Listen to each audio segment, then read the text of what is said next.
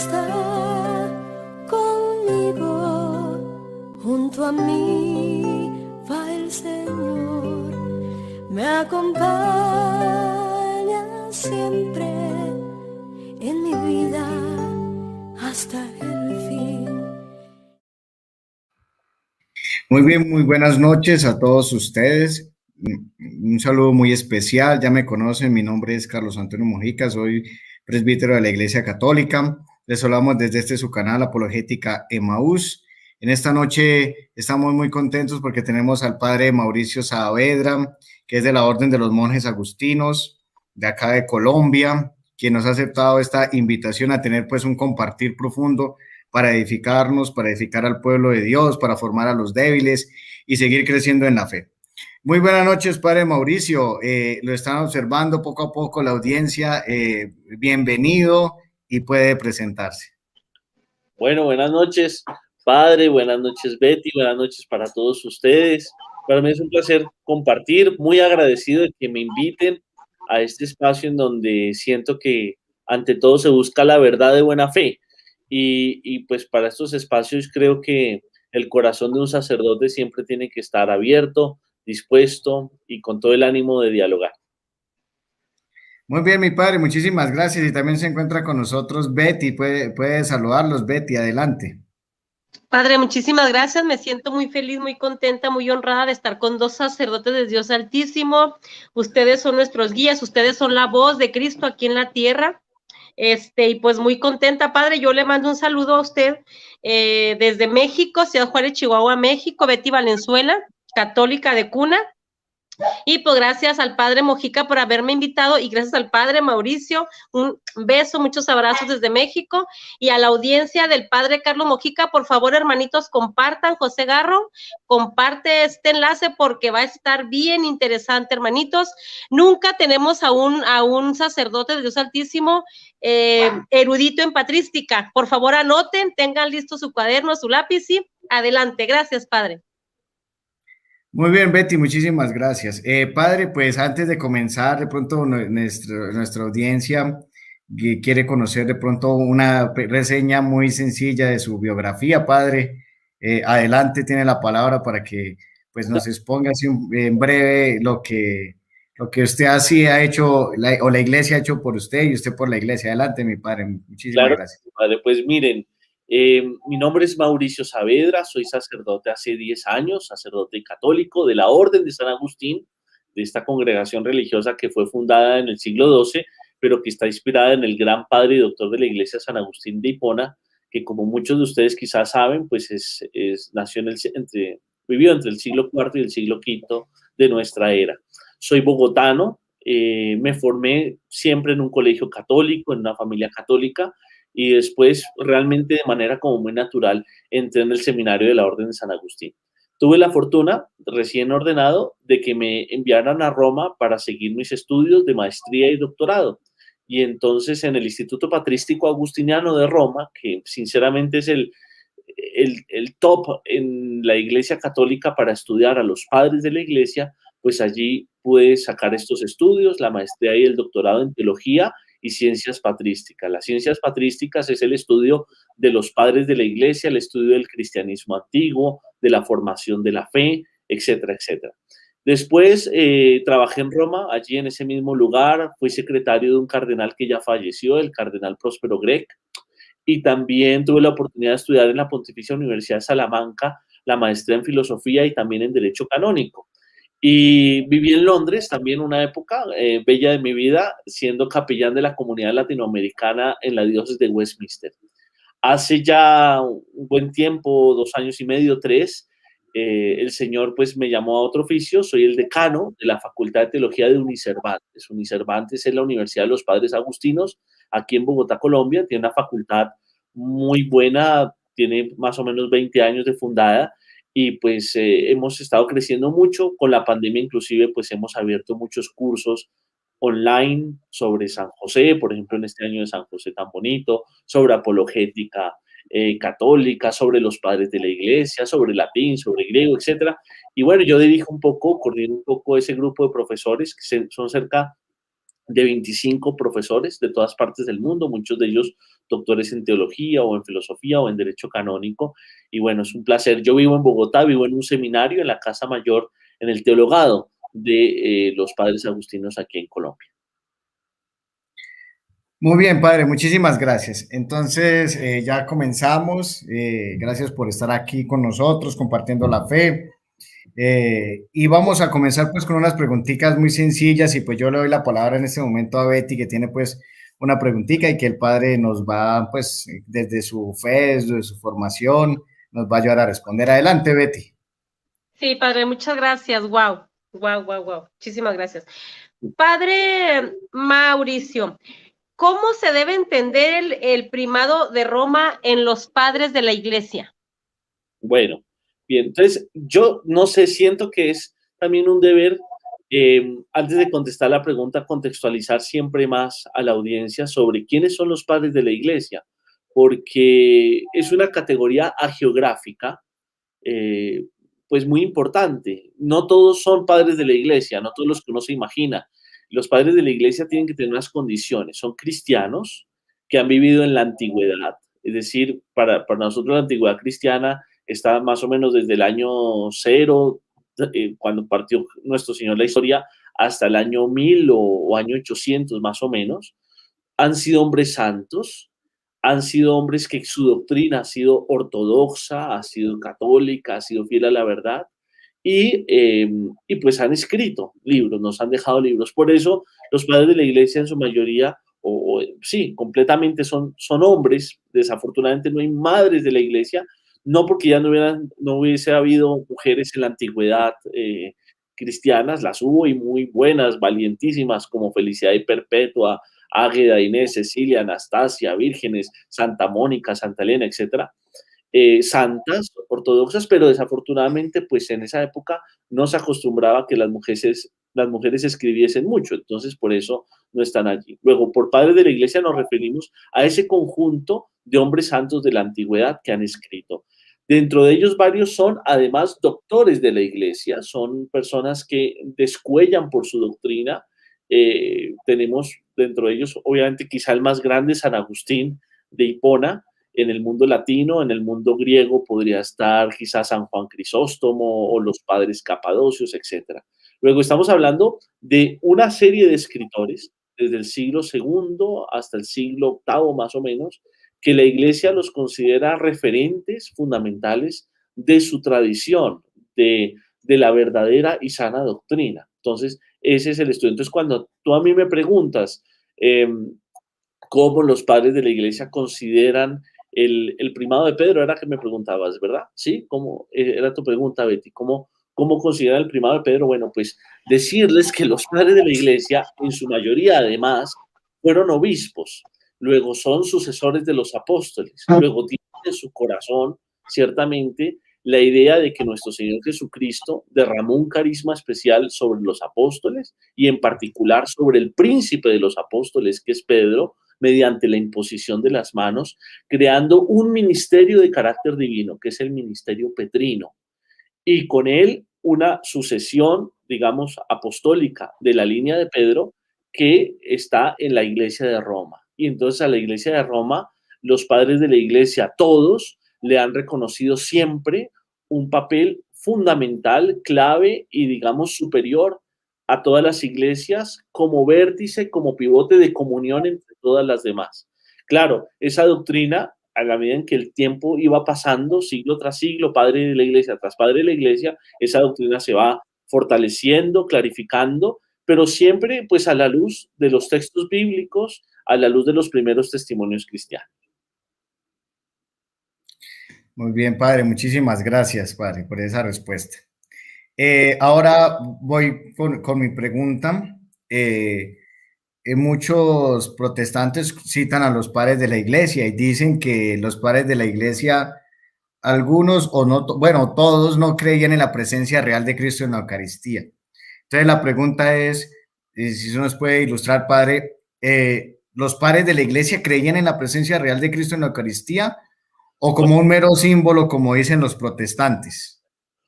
Primero, voy contestando como la pregunta inmediatamente y después como que doy el contexto. Primero, por supuesto que sí, creían en la Sagrada Eucaristía, completamente. De hecho, es curioso, no hay en la historia de la Iglesia herejías eucarísticas, sino prácticamente hasta el segundo milenio de nuestra era. Es decir, nadie durante el primer siglo, por allá solamente al final, por allá Berengario de Tours, va a poner en duda la presencia real de Cristo en la Eucaristía. Es que nuestro Señor lo dejó tan claro en el Evangelio de San Juan, en el capítulo 6, el que come mi carne y bebe mi sangre tiene vida eterna. Y tanto así que los judíos tan claramente así lo entendieron que se escandalizaron y no lo aceptaron.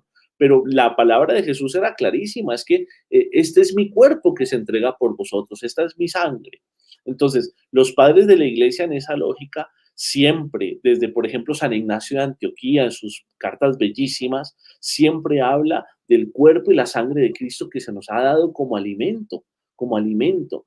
Ahora, tomo el inicio de tu pregunta para decir una cosa muy cierta. Ahora sí, después de muchos siglos, después de casi 2 siglos, de 3 siglos de terquedad, ahora sí, los protestantes se ponen a citarnos malamente, pero se ponen a citarnos a los padres de la iglesia. Ahora sí, ellos negaron completamente la tradición, para ellos solamente era la escritura, pero como los han leído y les parecen como bonitos, les parecen como sabios, les parecen como santos, entonces ahora sí tratan como de apropiárselos, como de leerlos, como leen la Biblia, según un poco sus ideas y los ponen.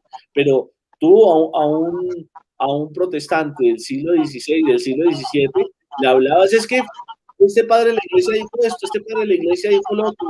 ¿Quién es ese padre de la iglesia? Es como los padres de la iglesia no sirven, lo que importa es la Biblia. Ahora sí, los tratan de rescatar, pero malamente, no los leen bien, no los leen en contexto, los tergiversan. Muy bien, mi padre, muchísimas gracias por esa respuesta. Ahora adelante, Betty, continúas tú con la preguntita.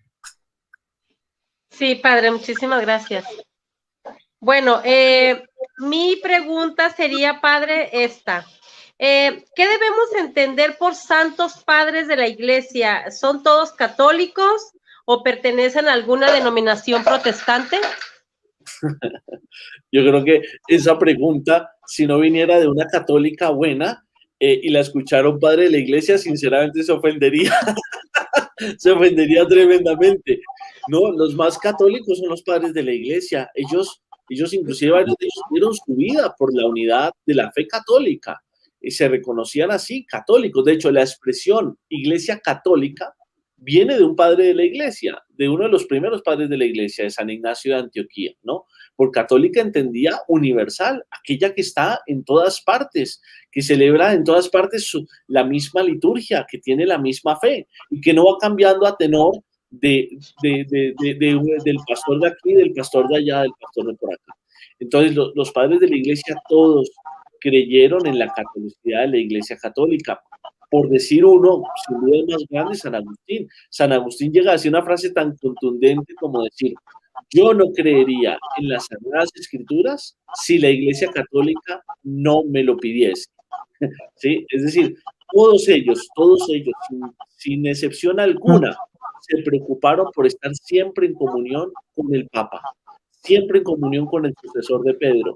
La doctrina de Roma para ellos fue vinculante, sentían la necesidad de estar en comunión con Roma.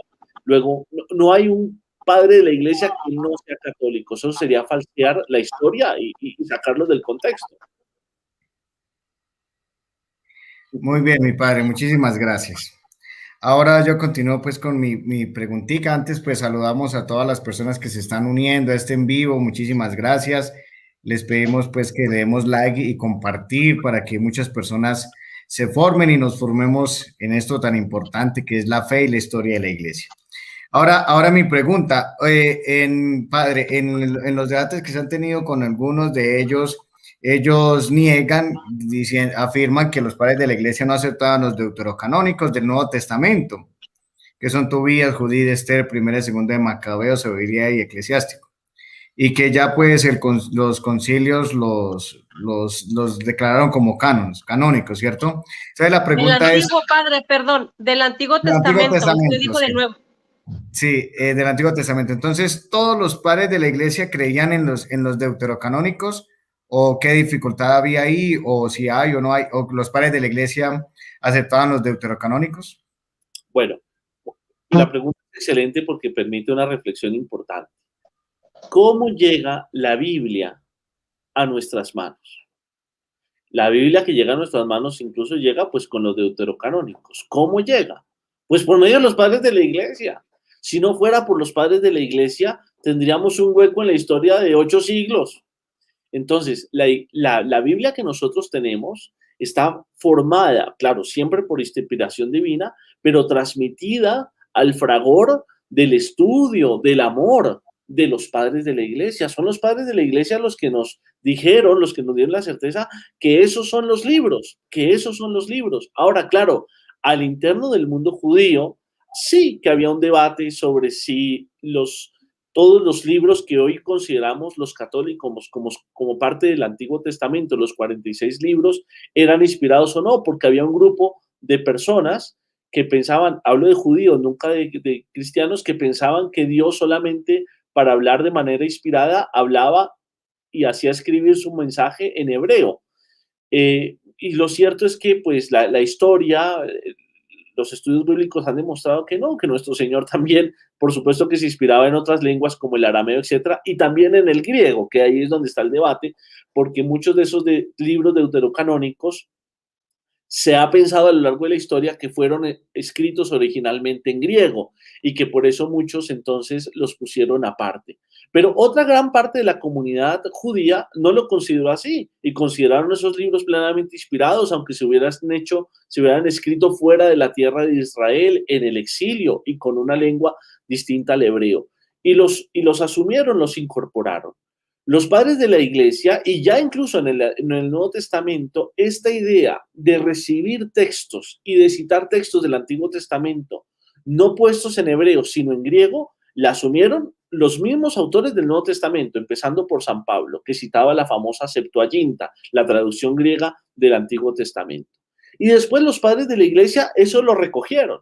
Claro, en sus debates de pronto con los judíos, que son, digamos, el primer gran grupo al que los padres de la iglesia pues tienen que enfrentarse para defender la fe católica, pues digamos, si ellos no aceptaban los deuterocanónicos, pues los padres de la iglesia no citaban de primera mano los libros deuterocanónicos para vencerles en los argumentos, porque es como si a mí me pusieran en un debate con una persona atea, hablar, por ejemplo, sobre el aborto, pues yo de apologeta no comienzo citándole la Biblia a una persona atea porque me va a decir que eso no lo reconoce como una fuente.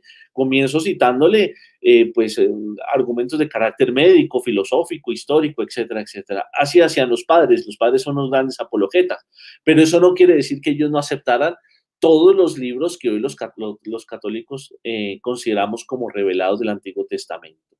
Los unos y también los deuterocanónicos. Los padres de la iglesia fueron los que transmitieron eso. San Jerónimo, que es el gran biblista del mundo antiguo, al final en toda su Vulgata asumió completamente los deuterocanónicos y eso fue lo que le transmitió a toda la iglesia, junto con los demás padres de la iglesia. Muy bien, padre, muchísimas gracias. Adelante, Betty, continúas con tu pregunta.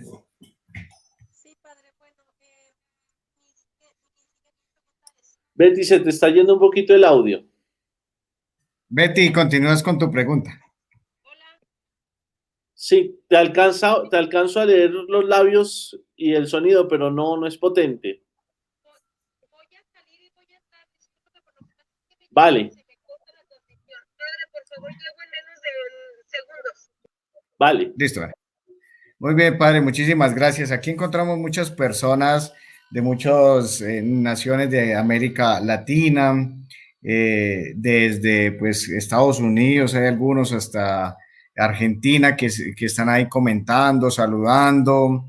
Gustavo Cruz, Leonardo Jesús Mendoza, José Garro, Orte Herrera, Clara Sánchez, Cristóbal Zúñiga. De aquí de Colombia también otro apologista llamado Rodrigo Calvo. Encontramos a Martino 420 Miles, mejor dicho, muchísimos, Santiago Cruz, Alfredo Mesa, que ellos pues nos han acompañado en estos procesos y que están ahí aprendiendo, formándose, muchos quieren formarse en estos temas de defensa de la fe. Un saludo muy especial, démosle like, compartir por todas las redes para que muchos tengan este conocimiento. Ahí está con nosotros Betty, adelante, continúas con tu pregunta. Sí, perdón, lo que pasa es que me llaman y se me corta. Padre, ¿por qué la Didache y la Carta de San Clemente no forman parte del canon bíblico? Ok, bueno, vamos a explicarle a nuestros oyentes un poquito qué son la Didache y la primera Carta de San Clemente. Son escritos de la Iglesia antigua que en el caso de la Didache, por ejemplo, no sabemos quién lo escribió. Es, digamos, un escrito anónimo. Y en el caso de la primera carta de Clemente, como su nombre lo indica, suponemos que fue un Clemente, obispo de Roma.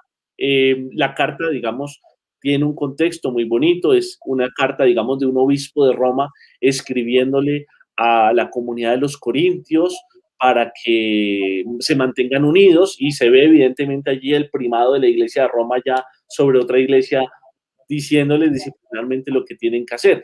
Ambos escritos son del siglo I, de finales del siglo I, es decir, casi la misma época que se terminó de escribir el Nuevo Testamento, y de ahí tu pregunta, que por qué no entran en el canon del Nuevo Testamento.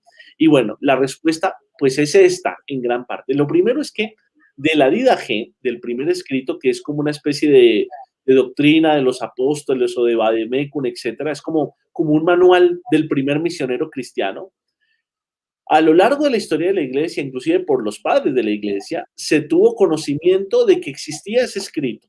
Entonces, por ejemplo, Eusebio de Cesarea, en su historia eclesiástica, menciona que existe ese escrito, dice más o menos de qué se trata, pero digamos que hasta el siglo XIX, 1800 y pico, nadie conocido había podido leer la Didache, tenerla en sus manos, etc. Tan solo en esa época la encuentran en una biblioteca en Europa. Ese texto que se sabía que existía, pero solamente en el siglo XIX la encontraron. Es un texto cortico, se lee en media horita, es bonito.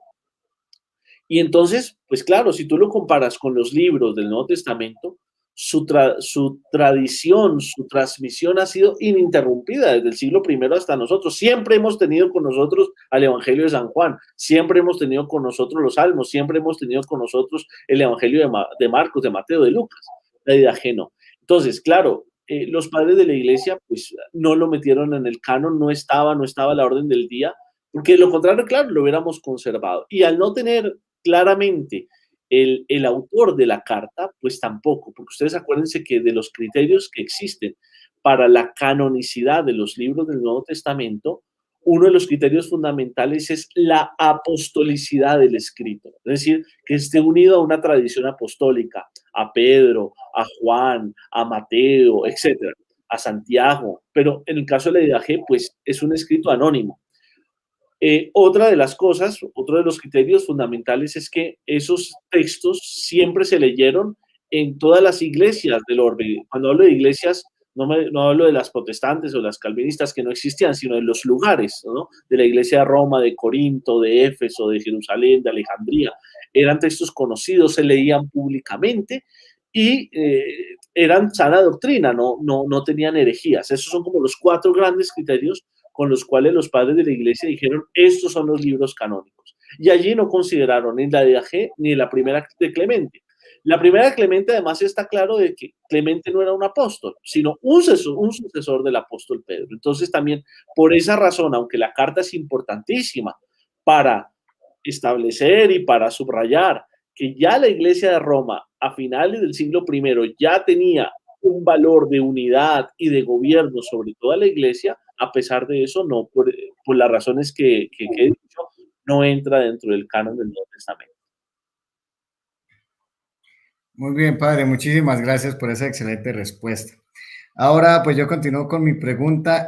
Padre, ¿usted nos podría pues enseñar o ayudar a profundizar sobre el desarrollo del canon bíblico hasta, bueno, el Concilio de Roma, el Concilio de Cartago, el Concilio de Trento, así como la aceptación de los libros inspirados, de por qué no están los apócrifos en el canon del Nuevo Testamento, los apócrifos del Nuevo Testamento, ¿sí? Como habían algunos que surgieron. ¿Nos podría, padre, hablar sobre ese desarrollo del canon bíblico hasta estos concilios? Sí, bueno, así, a grandes rasgos, para no cansar a los oyentes, pero pues dejarles siempre unas inquietudes importantes y también unas ideas claras. Lo primero, como decía en respuestas anteriores, ya el Nuevo Testamento, los textos del Nuevo Testamento, los autores del Nuevo Testamento, nos dan un canon, una idea de los escritos del Antiguo Testamento. ¿Por qué? Porque lo citan, ¿sí? Y porque lo citan de acuerdo a una versión, que es la versión griega, no de la versión hebrea. Así, por ejemplo, lo hace San Pablo. Entonces ya eso es un primer modo de canonización. Y aparte de eso, no solamente nos lo citan, sino nos enseñan cómo leerlos. Nos enseñan que la clave de lectura de todo el Antiguo Testamento es fundamentalmente Jesucristo, ¿sí? Un autor muy simpático, muy interesante, Orígenes, que no es santo, pero es un autor importante de la antigüedad cristiana, nos decía que la Biblia y particularmente el Antiguo Testamento es como un baúl que tiene una llave. Y la llave es la cruz de Cristo, ¿sí? Si tú quieres abrir los tesoros de ese baúl, tienes que entrar con la llave que es la cruz de Cristo para poderlos entender. O sea, todo el Antiguo Testamento se entiende solamente a la luz del misterio pascual, a la luz de la vida de Cristo. Entonces, eso ya nos lo dejó claro el Nuevo Testamento. En la medida en que se cierra el canon del Nuevo Testamento con la muerte del último apóstol, que es Juan, hacia el año 100, y ahí acaba la revelación, porque él fue el último que pudo ver, tocar al Verbo encarnado, como él mismo lo dice en su evangelio y en sus cartas, pues ahí se cierra la revelación y entonces comienza la época de los llamados padres apostólicos, o sea, aquellos que ya no han tenido el privilegio de recibir de Jesús de primera mano en la doctrina divina, en la revelación, sino a través de los apóstoles, son los llamados padres apostólicos. Ahí estará Policarpo, Ignacio de Antioquía, Ireneo de León, etcétera. Y después de ellos, otras generaciones de padres de la iglesia, los padres alejandrinos, Clemente de Alejandría, Atanasio, San Agustín, etcétera, etcétera, etcétera. Bueno, entonces ya todos ellos comienzan a darnos testimonios en sus cartas, en sus escritos, de los textos que ellos consideran que son canónicos. Inclusive nos comienzan a dar listas. San Agustín nos da listas, por ejemplo, de los libros del Nuevo Testamento, colocando allí los 27. Hay una lista que se llama el Canon de Muratori, que también trae una lista elencada de los textos que están ahí. Se llama Muratori porque era un cardenal cuando encontraron ese escrito, porque claro, muchas de estas cosas que se encuentran después, pero que demuestran que lo que la iglesia siempre ha creído era cierto. Entonces, ahí aparece eso. El propio Eusebio de Cesarea, en su historia eclesiástica, nos habla de los que la comunidad considera canónicos, que considera revelados por Dios, tanto del Antiguo como del Nuevo Testamento. En fin, son muchos los testimonios de los padres de la iglesia. Y después vienen los sínodos, que son como unas especies de concilios, pero locales. Por ejemplo, una de las regiones que más tenía sinodalidad, reunión de concilios locales, era la iglesia africana. Por eso el padre ha citado el concilio, por ejemplo, de Cartago, etcétera, la zona donde estaba San Agustín. Hay un concilio muy importante para allá en el año 393 que establece los libros canónicos, tanto del Antiguo como del Nuevo Testamento, etcétera. Y todo eso se va madurando. Ahora bien, ¿por qué solamente hasta el concilio de Trento? Por allá en el siglo ya XVI, 1540 y pico, ya la iglesia en tremendo concilio, de manera tan solemne e inequívoca, hace una lista de los libros que considera canónicos, revelados, etc. ¿Por qué? Porque solamente hasta el concilio de Trento le pareció que esos eran. ¿Por qué? Porque hasta ese momento dijo, no, se convenció de que esos eran. No, siempre la iglesia lo ha sabido. Lo que pasa es que la iglesia define las verdades con solemnidad, con fuerza, con audacia, cuando esas verdades están en peligro. ¿Y quién las puso en peligro en esa época? Lutero. Lutero, antes del Concilio de Trento, para justificar una serie de doctrinas alejadas de la fe católica, entonces comenzó a seleccionar, a hacer como una especie de mercado de la Biblia, decir esto sí, esto no, esto sí, esto no. Y entonces la iglesia, al ver el peligro de que ese canon que siempre se ha creído ahora se tergiverse, la iglesia con fuerza en un concilio dice, esto es lo que siempre hemos creído. Y de hecho, para decirlo, evoca lo que los padres de la iglesia y toda esta historia que les he contado muy resumidamente, pues ha dicho. Esto es importante que nosotros lo entendamos en la fe católica, porque es que la iglesia no tiene que ir, digamos, postulando dogmas y definiendo verdades a toda hora. No, solamente lo va haciendo en la medida en que la verdad se pone en riesgo, ¿no? Que llegan ideologías que ponen en riesgo eso. Pero hay cosas que hemos creído desde siempre. Todos los dogmas los hemos creído desde siempre. El de la Inmaculada Concepción lo hemos creído desde siempre. Solamente hubo un momento en que se declaró porque había el riesgo de que una cierta tendencia que quería ponerlo en peligro. Entonces, nosotros tenemos que entender esta lógica de la iglesia para no perdernos. Y eso es lo que sucedió con el canon bíblico. Muy bien, mi padre, muchísimas gracias por su respuesta. Ahora, Betty, continúas tú con la preguntita. Adelante. Y padre, muchas gracias. Padrecito Mauricio, Lutero. Lutero en la Reforma Protestante, ¿aportó o no aportó al progreso de la teología y la Biblia? ¿Y cuál puede ser el punto débil de sus 95 tesis? Bueno, con perdón para mis amigos protestantes, nada personal, pero sinceramente Lutero a la teología le aportó muy poco. Yo tendría que decir con el corazón, con la mano en el corazón, que realmente los aportes de Lutero a la teología, al desarrollo teológico, fueron accidentales, nunca fundamentales y sobre todo no fueron benévolos. Por el contrario, Lutero rompe toda una tradición teológica supremamente rica, florida, fecunda, que une siempre la Sagrada Escritura con la tradición. Para Lutero no existe esa unidad. El católico, ¿qué piensa?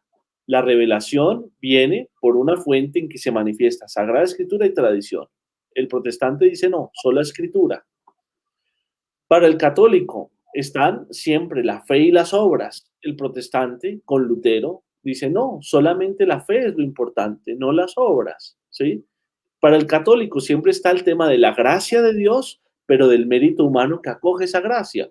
Para el protestante, con Lutero, no, solamente la gracia. Entonces, creó una destrucción de la teología tremenda, en aras de una supuesta libertad que no faltaba. Hay que ver los verdaderos reformadores de la iglesia en esa época, ellos, los que realmente sí fueron reformadores, ¿qué santasasazos son? Por ejemplo, San Ignacio de Loyola, hay que ver pero qué santo, ¿no? O San Carlos Borromeo o Santa Teresa de Ávila. Es decir, la prueba de que la teología no estaba enferma es que a la par de Lutero surgen una cantidad de santos en ese siglo XVI, por ejemplo, español, impresionante. Eso no lo podía hacer una teología enferma, ni mucho menos. Por el contrario, la teología de Lutero lo que hizo fue dividir al cristianismo. Todos los países que abrazaron en ese momento el protestantismo hoy son países sin fe, son países completamente secularizados, sin vida espiritual, con una cultura de la muerte a todo dar. Y eso es producto de una mala teología, una teología que destruyó la cooperación entre Dios y el ser humano, la libertad del ser humano para acoger la gracia y no estar condenado necesariamente sí así a recibir la gracia sin poder pensar, sin poder asimilarla en su corazón de manera profunda. Luego, no, realmente inclusive las 90 y pico de tesis de Lutero, muchas de ellas ni siquiera son argumentos teológicos, sino blasfemias. Blasfemias contra la fe católica, contra la iglesia, contra el Papa, contra Roma, etc. Y como dice nuestro Señor Jesucristo, por sus frutos los conoceréis. No solamente estos frutos, que estoy hablando de estas naciones que se hicieron protestantes y que en Europa en particular viven hoy una cultura de muerte y secularización y ya no creen en nada, sino también en la propia vida de Lutero. Hay que ver Lutero cómo terminó, cómo murió, amargado, apesadumbrado, un maltratador, un hombre casi loco, casi enfermizo. Pues, hombre, eso es producto de una mentalidad que él cultivó. Fue también un títere de los príncipes alemanes que querían, que lo vieron a él como un idiota útil para aprovecharse de él y buscar excusas para separarse de Roma con intenciones económicas y políticas, etc. Luego no, sinceramente, yo con pesar, sin poca, digamos, ánimo ecuménico, lo tengo que decir claramente, Lutero no ayudó a la reflexión teológica en profundidad, no lo hizo. Bueno, muy bien, muchas gracias, padre. Bueno, entonces ahora mi preguntita es la siguiente. Hay un tema sobre cómo entender la justificación por la fe de la Iglesia Católica y la diferencia de esta justificación por la fe de la justificación por la sola fe de los protestantes. ¿Qué buscan ellos con ponerle el adjetivo sola? ¿Qué buscan los protestantes con la justificación por la sola fe? Sí, es verdad que nosotros creemos que todo es gracia. Eso está en la Biblia. San Pablo lo dice en el sentido de que San Agustín también dirá, ¿qué tú tienes que no hayas recibido? Eso es cierto. Nuestro Señor nos ha dado todo, nos da la vida, nos da la libertad para vivirla, nos da la razón para comprender parte de sus misterios, nos les da la fe para entrar en los misterios que aún no logramos comprender, etc. Luego es cierto, el ser humano sin Dios no es nada, Él es su creador, Él es su guía. Y como dice San Agustín, nos hiciste, Señor, para ti y nuestro corazón está inquieto, estará incompleto hasta que no descanse en ti, en Dios. Eso es cierto. Pero también es cierto que Dios, en su infinita sabiduría, cuando nos creó, nos hizo libres, no nos hizo esclavos, nos dio la capacidad de escoger, de elegir, de discernir, de pensar, de amarlo libremente, porque ¿qué tipo de amor es aquel que fuese un amor obligado, un amor mecánico? Hoy dirían los ingenieros, un machine learning, un amor automatizado. No podría ser así. Nuestro Señor cuenta siempre con nuestra voluntad. Eso lo vemos en la historia de Jesús. Jesús vino al mundo, se entregó, dio todo lo que tenía, hizo cuanto milagro, cuanto signo para que la gente creyera, su palabra era divina, y aún así hubo gente que no lo aceptó. ¿Y Jesús qué hizo? Pues no los agarró del cabello a obligarlos, ¿no? Nuestro Señor tuvo que soportar, el Dios encarnado, en su propia existencia, las consecuencias de la posibilidad de que el hombre no le acepte la traición, la negación, etcétera, etcétera. Entonces, según la fe protestante, Dios nos salva solamente cuando nosotros decidimos sencillamente decir, que queda desafortunadamente en un tema de labios para afuera, decir que tenemos fe. Y entonces decimos Señor, Señor. Pero el mismo Jesús dice en el Evangelio, no todo el mundo, no todo el que dice Señor, Señor, entrará en el reino de los cielos. Claro, ellos dicen, no, es que la gracia de Dios es irresistible. Dios nos da la gracia, por ejemplo, en el sacramento, y nosotros no nos podemos resistir. Y basta confesarlo con los labios y entonces ya. Pues no, nosotros todo el tiempo en nuestra existencia nos damos cuenta que no es así. ¿Cuántas veces nosotros sí lo proclamamos en la iglesia, pero después nuestra fragilidad humana nos gana y le somos infieles al Señor? Si es que eso es una experiencia cotidiana que casi no merecería explicación porque es que la vivimos todos en carne propia. Luego, nosotros sabemos por nuestra fe que es necesario esforzarnos por nuestra salvación, trabajar por nuestra salvación, colaborar en la obra redentora de Jesucristo, incluso con nuestro sufrimiento y con nuestras obras. Entonces, no quiere decir con esto que la gracia de Cristo no sea un regalo. Les voy a poner un ejemplo que a mí alguna vez me lo dijo un padre que era mi superior provincial y que no se me olvida hasta el día de hoy para explicarme esto. Me decía, mira, la doctrina de la Iglesia Católica sobre la justificación es como cuando yo te regalo a ti una manzana. Entonces, yo te digo, te doy la manzana y te digo, cómela. Por el hecho de que tú la agarres y te la comas, no quiere decir que la manzana dejó de ser un regalo. ¿Sí o no? La manzana sigue siendo un regalo, porque alguien me la dio. Si no me la da, yo no la tengo. Entonces, Dios a nosotros nos da su gracia, nos da su salvación, pero al mismo tiempo el Padre me decía, pero yo no te voy a embutir la manzana por la boca, ¿no? Eso no hace Dios con nosotros. ¿Qué pide Dios de nosotros? Mira, te regalo la salvación, es la gracia, pero agárrala, hombre, ¿cierto? Abre la mano y agárrala, ¿sí? Entonces, hay siempre de parte del ser humano una respuesta al plan de Dios. Eso es lo que la iglesia dice sobre la justificación, ¿no? El hombre es justo ante Dios por su fe, pero también por sus obras, porque sus obras son una manifestación clara de su fe.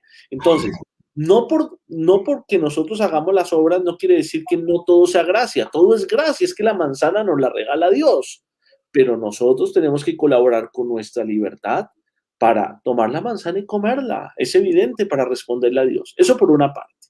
Y por otra, una cosa fundamental, ¿cómo Dios nos salva? ¿Cómo Dios nos redime? Lutero tenía estas expresiones que van a hacer eco en el mundo protestante, y es que la sangre de Cristo, eso suena aparentemente bonito, pero tiene ahí su trampita, la sangre de Cristo cubre nuestros pecados. Pues sí, pero Lutero tenía la idea de que el ser humano con el pecado original había quedado muerto, no herido, como dice la Iglesia Católica, sino muerto. Una escoria, una nada, una mosca aplastada, perdónenme la expresión, pero para hacerme entender. Entonces, ¿en qué consiste la gracia de Jesucristo, según Lutero, para salvar al ser humano? En que la sangre de nuestro Señor derramada en la cruz, de alguna manera cubre ese estiércol, esa escoria en lo que es el ser humano, que no sirve para nada después de que ha pecado por el pecado original. La sangre de Cristo cubre eso, de tal manera que la mirada del Padre, cuando mira a la criatura, ya no ve esa escoria aplastada que como la ha dejado el pecado y que no sirve para nada, sino ve la sangre de su Hijo. Y al ver la sangre de su Hijo, entonces, pues habrá esa realidad y la salva. Eso no piensa la fe católica sobre la redención. La redención, como la piensa la fe católica, es como dice San Pablo respecto del bautismo, que hemos sido sumergidos con Cristo para resucitar con Él. La gracia que Cristo nos da nos renueva a nosotros interiormente, porque nosotros somos capaces de Dios, tenemos la capacidad, no por nuestros propios medios, sino por lo que Dios nos ha dado, de regenerarnos por medio del sacramento. Entonces nosotros podemos cambiar, nosotros podemos entrar en comunión con Él, nosotros podemos ser santos por la gracia de Jesucristo.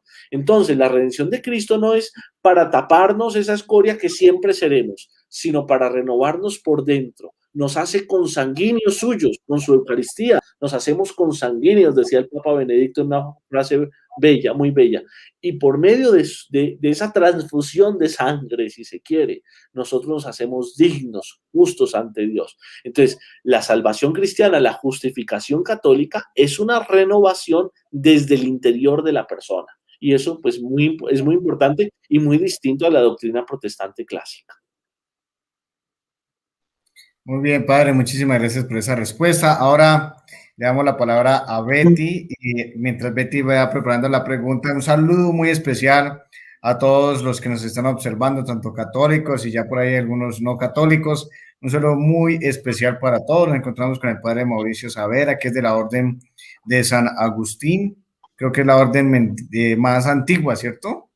De todas las... Sí, es de las órdenes mendicantes, de las 4 órdenes mendicantes, todas son igual de antiguas, los franciscanos, los dominicos, los carmelitas y los agustinos. Somos del siglo XII. Sin embargo, de las 4 órdenes mendicantes, pues los agustinos tienen su fundador en San Agustín, que es del siglo IV y V, mientras que las otras, San Francisco y Santo Domingo, pues son del siglo XIII. Entonces, de alguna manera sí. Listo, mi padre, muchas gracias. Betty tiene la palabra, adelante. Bueno, padre, yo creo que ya respondió una de las preguntas que hizo nuestro hermanito Denis, ya se la respondió, ahí está respondida, Denis. Bueno, padrecito, la doctrina protestante reformada de Calvino, ¿sí coincide con la palabra de Dios? Por ejemplo, elección incondicional, depravación total, seguridad de salvación, expiación limitada y gracia irresistible. ¿En eso creía Jesús, los apóstoles y los padres de la iglesia? No, definitivamente no. Creo que la respondí también en la pregunta pasada, porque les hablé de eso, de que la gracia no es irresistible, de que hay una libertad, de que Dios nos va a pedir cuentas de nuestras obras, porque es que nos ha dado una capacidad de obrar. Es más, nos elenca unas obras de misericordia. Si es que está clarísimo, si no, ¿para qué nos ponen las obras de misericordia nuestro Señor? ¿Para qué nos dice que hay que darle de comer al hambriento, de beber al sediento, visitar al que está enfermo, etcétera? Si ya todo estuviera ganado y tuviéramos un cheque en blanco para comportarnos como fuese, lo importante es ir allá a brincar el domingo en la iglesia y a alabarlo.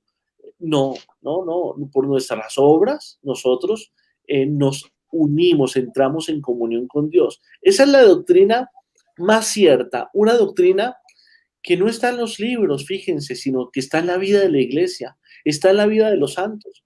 Ustedes díganme qué santo es santo cuando ustedes leen la doctrina solamente por su manera de pensar o porque compuso unos himnos muy bonitos. No, todos los santos pasan necesariamente por la caridad. Es que la caridad es el centro de la fe cristiana, no el conocimiento, sino la caridad. Ese es el problema de la primera herejía cristiana, que son los gnósticos, que pensaban que con tener un conocimiento superior, elevado, privilegiado, eran, digamos, más cercanos a la fe en Dios que aquellos que de pronto no tenían eso, pero que amaban profundamente a su prójimo y perdonaban. Y esa lógica racionalista de la fe es la que entra en el mundo protestante. Ustedes, si se fijan, Lutero, Calvino, todos ellos, hijos de su tiempo, de la Alemania, del centro Europa de su tiempo, van a tener una, aunque dicen que son hombres de fe, en el fondo tienen es una fe inquebrantable en la sola razón, en la sola razón. Es decir, la razón humana que quiere escrutar la Biblia ya sin tener en cuenta la tradición, sino yo por mis propios medios, yo quiero abrir la Biblia e interpretarla como yo quiera, porque mi razón sencillamente con eso me basta para interpretarla. No tengo que hacer caso a los 16 siglos que están atrás de mí, sino sencillamente con mi razón la tengo. No necesito tampoco de los sentidos. Por eso en la liturgia quitan el incienso, quitan los cuadros, quitan las imágenes, quitan los santos, quitan las velas, quitan todo. Las iglesias se vuelven completamente minimalistas, conceptuales. Hoy uno cuando tiene la oportunidad, por ejemplo, de ir a Europa y va a esos países, por ejemplo, a la parte de Suiza calvinista y eso es una tristeza, porque son iglesias bellísimas por fuera, porque fueron hechas por católicos, iglesias muy antiguas, pero tú entras y es un frío museo. No está el sagrario, y al no estar el sagrario, la gente mira para todo lado. Sí, la arquitectura es bonita, pero son espacios completamente deshabitados, fríos, etcétera. La lógica protestante fue así, completamente racionalista. Quitaron sus modelos, quitaron los santos, quitaron el afecto de María, convirtieron la fe en una ideología, porque una ideología no necesita de una madre, no necesita el calor de una madre, evidentemente. Entonces, el protestantismo es racionalismo puro, es la fachada, entre comillas, religiosa de la filosofía de un Kant, de estas personas que solamente piensan en su razón pura y nada más. Y como el ser humano no solamente es razón, sino también es corazón, es sentimiento, es afecto, es espiritualidad, es misterio, etcétera, pues ese ser humano que le quitaron todo eso, pues busca en un neopaganismo volverlo a obtener. Entonces, como me quitaron esa sensibilidad en la iglesia del incienso, del ornamento, de los santos, de las velas, no, pues yo compro velas de colores, y la vela amarilla para la prosperidad y la verde para la esperanza y no sé qué, y consulto al brujo, al adivino, al hechicero, en fin, porque necesito algo sensible, pero vuelvo al paganismo. Entonces, esa es la lógica calvinista, la lógica protestante, desafortunadamente.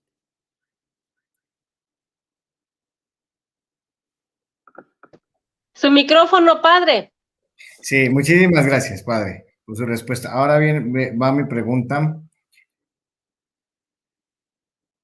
Entender o que todos profundicemos de que Jesucristo y los apóstoles usaron el canon de Alejandría o la Septuaginta que contiene los deuterocanónicos.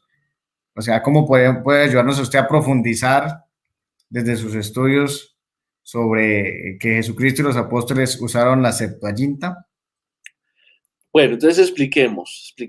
La Septuaginta es una versión del Antiguo Testamento, de los libros del Antiguo Testamento, que en Alejandría, en Egipto, antes de Cristo, se tradujeron esos textos que eran en hebreo al griego.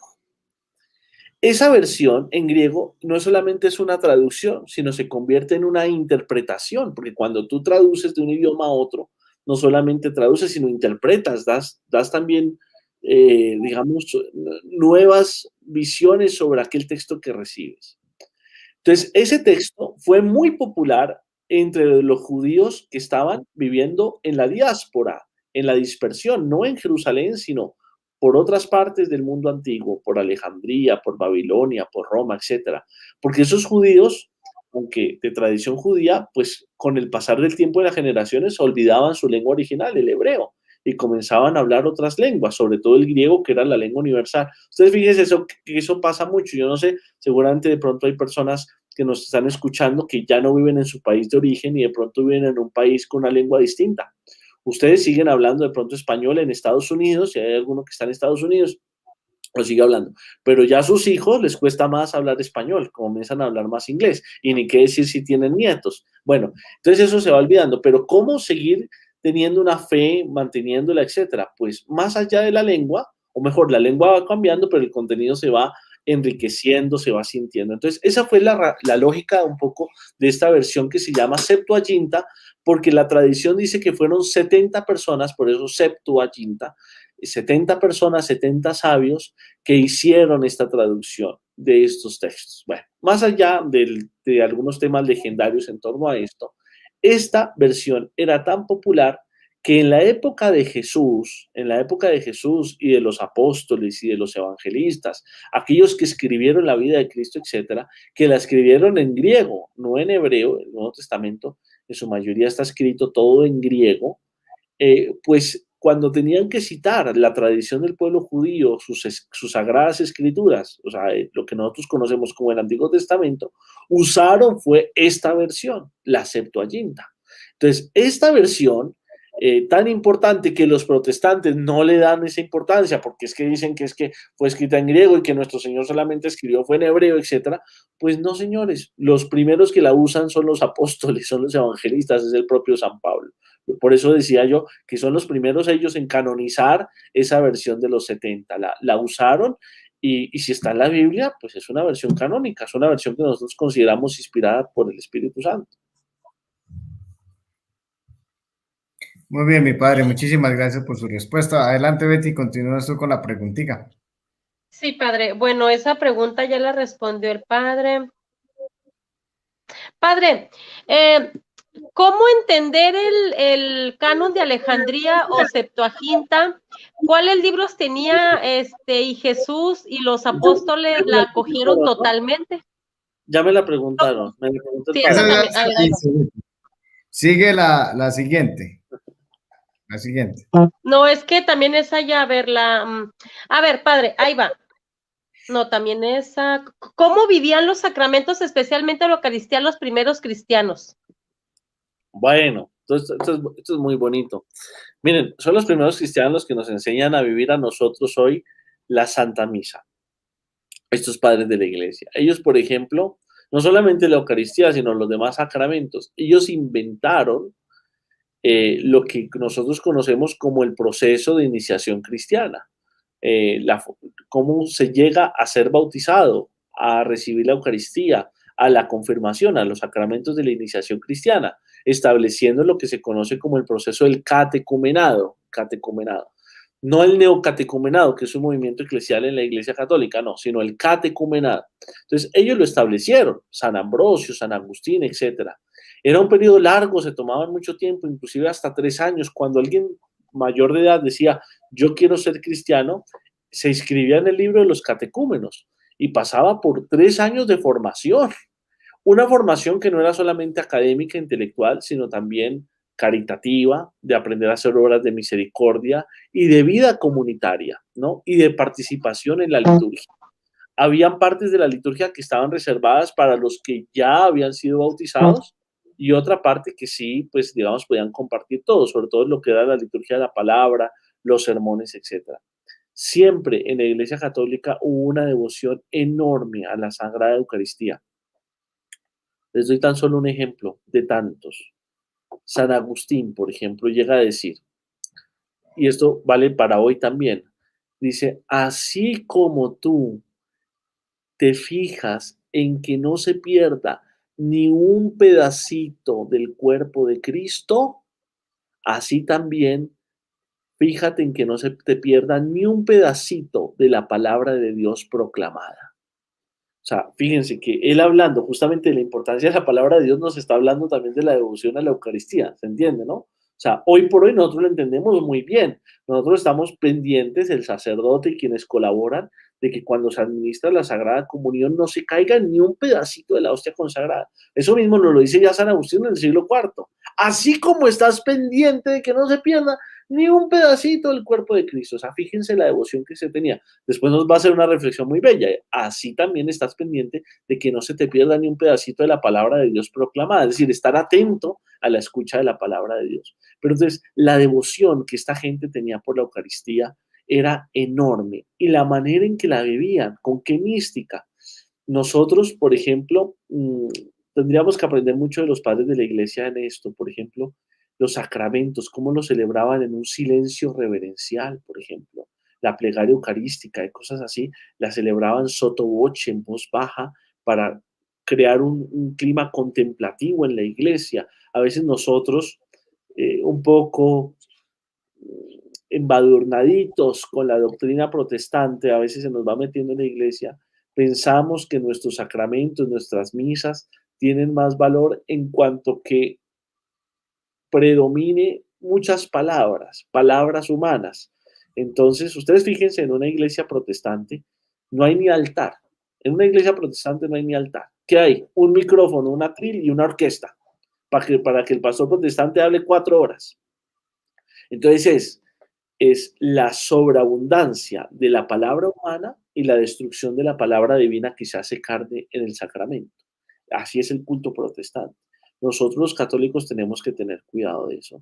Yo me lo digo a mí mismo como sacerdote, ojo, no exageremos con las homilías tienen que ser breves, cortas, como nos dicen los papas, que vayan al corazón de las personas, que hablen del evangelio, no extendernos, no hacer 3, 4 homilías durante la misa, ni hacer tantas municiones, ni tanta cosa que ahogue el misterio de la palabra de Dios encarnada, que es la Eucaristía. Entonces, esto nos lo enseñan los padres de la iglesia. Les celebran la Eucaristía con un misticismo, con una unción, con una preparación espiritual enorme. Creo que de esto debemos aprender. Muy bien, padre. Muchísimas gracias por su respuesta. Ahora vamos con otro tema que es también el caballito de batalla para todos nuestros hermanos protestantes y también para ayudar a formar al pueblo de Dios. Padre, ¿cómo entendían y vivían o cómo era la sucesión apostólica en los padres de la iglesia? La verdadera sucesión apostólica. ¿Nos puede enseñar sobre este tema en los padres de la iglesia? Bueno, entonces, la sucesión apostólica, como su nombre lo indica, es la transmisión viva de la fe. Cuando yo hablo de viva, es que se transmite no por 2 libros, sino por las personas, por las personas. Fue voluntad divina de nuestro Señor Jesucristo, como decía quizá al inicio de esta entrevista, de nuestro Señor, de transmitir un carisma por medio de la imposición de las manos a un grupo selecto de personas, hombres ellos, solamente hombres, 12. No escogió mujeres, en su divina voluntad lo hubiera podido hacer, sí, pero no lo hizo. Nombró fue hombres. Mujeres tenía por doquier nuestro Señor. Las mujeres fueron fundamentales en su misión, pero para la transmisión de este carisma específico, hombres. Solamente hombres. Por eso los hombres son los únicos que pueden ser sacerdotes, como la mujer es la única que puede dar hijos. Punto. Por voluntad divina. Es así. Ahora bien, esta transmisión a estos 12 hombres, que son los apóstoles, que lo hizo no solamente con la imposición de las manos, sino como la institución de la Eucaristía, con la entrega de las llaves a Pedro, con la posibilidad de perdonar los pecados, con la fuerza, con el poder que les dio del Espíritu Santo en Pentecostés, etc. Es un carisma pleno, fuerte, no episódico, sino de toda la vida de Cristo, formando a sus discípulos, escogiéndolos en la montaña, orando por ellos, etc. Esa transmisión viva de la fe, pues la iglesia cree firmemente que estaba llamada a sucederse, porque la iglesia es universal no solamente en el espacio, sino en el tiempo. Nuestro Señor quiso que la iglesia perdurara en el tiempo. Él lo prometió. Yo estaré con ustedes todos los días hasta el fin del mundo. ¿Y cómo lo está? Pues por medio de la iglesia. Entonces, los apóstoles, a su vez, ellos recibieron esa tradición y la transmiten. Es lo que dice San Pablo en sus cartas, por ejemplo, la primera de Corintios, cuando nos habla de la Eucaristía. Yo recibí una tradición que a mi vez les transmito, que el Señor Jesús en la última cena tomó el pan, lo partió, lo dio a los discípulos diciendo, tomad y comed todos de él, etc. Entonces, esa transmisión de la fe va de generación en generación, de un apóstol a otro discípulo de él, así, así. Nosotros tenemos varios ejemplos en la iglesia antigua donde está clarísima esa transmisión apostólica. Por ejemplo, en la iglesia de Roma tenemos la lista de los papas, desde San Pedro hasta el Papa Francisco, ininterrumpida, 2000 años de esa tradición interrumpida, a pesar de que ha habido emperadores, Hitler o Stalin o gente que haya matado a los papas, destruirlos, acabarlos. Muchos de ellos murieron mártires. Esa tradición es ininterrumpida. O, por ejemplo, la línea de Juan el Evangelista. Nosotros conocemos que Juan tuvo un discípulo que fue Policarpo de Esmirna y que Policarpo después tuvo un discípulo que fue Ireneo de León y Ireneo de León después saltó a otros, a Tertuliano, etc. Una sucesión apostólica, una cadena viva de transmisión de la fe, de la cual San Agustín, San Jerónimo, San Gregorio de Niza, San Gregorio Nacianceno, San Basilio, San Juan Crisóstomo, etcétera, etcétera, pues son receptores y transmisores. Esa sucesión apostólica, de la cual los padres de la iglesia no dudaron, porque pues, ¿cómo iban a dudar de eso si ellos son protagonistas de esa sucesión apostólica? Ellos son protagonistas, luego no podían dudar de eso. Esa sucesión apostólica para la iglesia católica es una de las maneras en las cuales el Espíritu Santo nos va acompañando a lo largo de toda la historia, cosa que Lutero no quiso reconocer. Es que Lutero pensó que el Espíritu Santo se había ido de vacaciones 16 siglos. Él pensó que el Espíritu Santo inspiró la Biblia y después se perdió. O sea, la paloma se fue a volar 16 siglos y que después solamente le cayó a él y lo iluminó a él para que nos dijera la verdadera doctrina. Pues no, el Espíritu Santo nunca ha abandonado a la iglesia. La palabra de Jesús fue clara: yo estaré con ustedes todos los días hasta el fin del mundo. Luego la iglesia, a pesar de sus pecados, de sus errores, etcétera, en doctrina, en fe, siempre estuvo inspirada por el Espíritu Santo y nunca se equivocó. ¿Por qué? Porque tuvo la asistencia del Espíritu Santo y porque la sucesión apostólica, que es lo que hace que la iglesia sea una iglesia católica y no una comunidad de garaje, con el perdón de todos, pero lo tengo que decir claramente, pues esa cosa solamente se da gracias al Espíritu Santo y a la sucesión apostólica. Muy bien, padre, muchísimas gracias por su respuesta. Ahora, Betty, continúas con la pregunta. Muy fuerte, Betty. Pues perdón. Padre, me estoy acordando porque a nosotros nos llaman que los garroteros. Bienvenido al club. Padre, híjole, no, muchísimas gracias, muchas gracias por sus respuestas. Padre, ¿cómo entendían los padres de la iglesia la verdad de fe del purgatorio? Bueno, esto es muy importante para la formación de un católico. La Biblia no es la única fuente de la revelación para el católico. El católico tiene la Biblia y la tradición. Es más, la tradición es anterior a la Biblia, permanece mientras que la Biblia se pone por escrito y continúa después de la Biblia, como yo les puse ahorita el ejemplo de San Pablo. Ustedes fíjense, nuestro Señor Jesucristo murió en el año 33 de nuestra era, y tan solo hasta el año 51, 52 tenemos el primer escrito del Nuevo Testamento, que es la primera carta de Tesalonicenses de San Pablo. Durante toda esa franja de tiempo no es que el evangelio estuviera suspendido, sino que se transmitía oralmente, no por escrito. Tan solo es que después se ve la necesidad de ponerlo por escrito. Eso para demostrar que la tradición está antes de la Biblia. Está durante la Biblia también, porque mientras que la Biblia se escribe, ese proceso dura más o menos del año 50 hasta el año 100, el Nuevo Testamento mientras se escribe. Y después, pues continúa. Porque de hecho San Juan, por ejemplo, que es el último de los apóstoles, dice, muchas cosas sucedieron y tal, pero pero para ponerlas por escrito no alcanzarían todos los libros del mundo para ponerlas. Luego, evidentemente, lo que queda escrito es fundamental, es cierto, es doctrina revelada, pero no es lo único que está allí. Entonces, esto lo digo ¿por qué? Porque conceptos para los católicos que son tremendamente vinculantes, ciertos, como purgatorio, no los podemos poner en duda porque el protestante no ve en la Biblia, en el Nuevo Testamento, la palabra purgatorio en Times New Roman tamaño 50, ¿sí? No.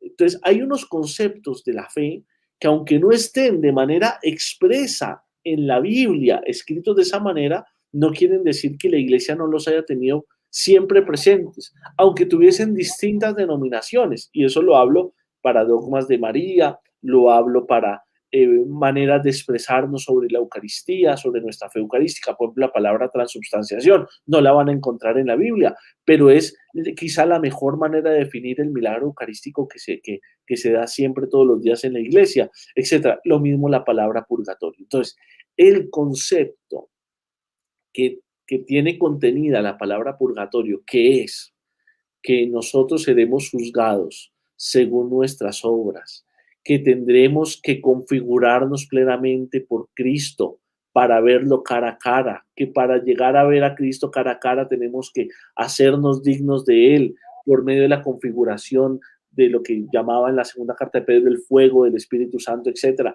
Esos conceptos están allí presentes, tanto en el Antiguo Testamento como en el Nuevo Testamento. Ahora, la palabra purgatorio específica como tal, con la idea de que se purgan los pecados, que hay una limpieza en nuestro interior, eso es lo que significa la palabra purgatorio, pues va a ser un término que se va a acuñar seguramente después, muy cerca a la redacción de la Biblia, pero no necesariamente está en la Biblia. Pero eso para el católico no debe ser un motivo de escándalo, ni de sorpresa, ni de duda, porque repito, a diferencia del protestante, nosotros tenemos como fuente de la revelación no solamente la Sagrada Escritura, sino también la Sagrada Tradición.